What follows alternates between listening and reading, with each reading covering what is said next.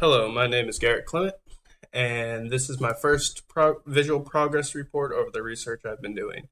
I've been looking into AI algorithms and how they're used in video games, along with complex pathfinding systems in video games. And I've come to find out that a lot of these are heavily based on graph theory, or which I am not extremely familiar with or haven't been. I briefly touched it within data structures, but because I took it over the summer, we just looked at the theory of it, like the shortest path algorithm, various things like that.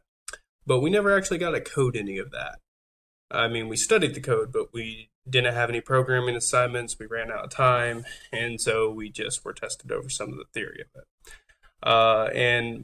By looking into all these games, since they heavily utilize graph theory, I thought it would be good before I start trying to implement some of the more advanced algorithms out there that I needed to learn some of the basics and just implement some really simple ones. So that's what I've been working on. And also setting up some of my game environment and thinking about how to code it. So right now, what I have set up is we can click anywhere on the map and we set a square to off limits. And the way I have this graph set up is if you each node has four neighbors, one to the north, one to the east, one to the west, and one to the south. And I've made two algorithms to traverse one algorithm to traverse the map, which is a breadth first search, and the other algorithm is essentially a backtracking algorithm that will find its way down the map and try to hit, essentially go through where enemies would go through in a tower defense game, so at the top of the map.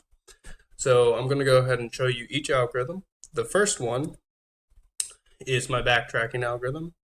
And actually, so we'll go ahead and choose the square for the backtracking algorithm to start off in so you can see it. And we're going to add a few